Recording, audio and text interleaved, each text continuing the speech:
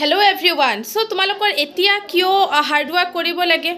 এতিয়া হেকাৰণে hard work কৰিব লাগিব যাতে তোমালোকে মানে ফিউচাৰত যাতে তোমালোকৰ লাইফটো মানে ধুনিয়া হয়, ৰাইট? সো হেকাৰণে এতিয়া যদি হাৰ্ড ওয়াৰ্ক কৰিব পাৰা তেতিয়া হলে কিন্তু ফিউচাৰত লাইফটো বহুত ধুনিয়া হ'ব, ওকে?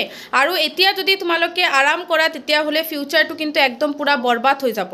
সো এইটো আমাৰ বৰ্তমান চলি আছে, বৰ্তমান কিন্তু খুচি গৈ আছে, ভৱিষ্যত আমাৰ কাকত আহি আছে। সো হেকাৰণে ফিউচাৰটো আগতে ভাবিব লাগিব।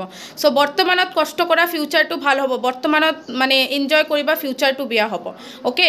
সো হেতু মনত ৰাখিবা, এতিয়াৰ পৰাই তোমালোকে প্ৰিপাৰেচন কৰা, এতিয়া কষ্ট কৰা, ডেডিকেশন দি হাৰ্ড ওয়াৰ্ক কৰা, ভালকে প্ৰিপাৰেচন কৰি এক্সামটো ওলাই লোৱা।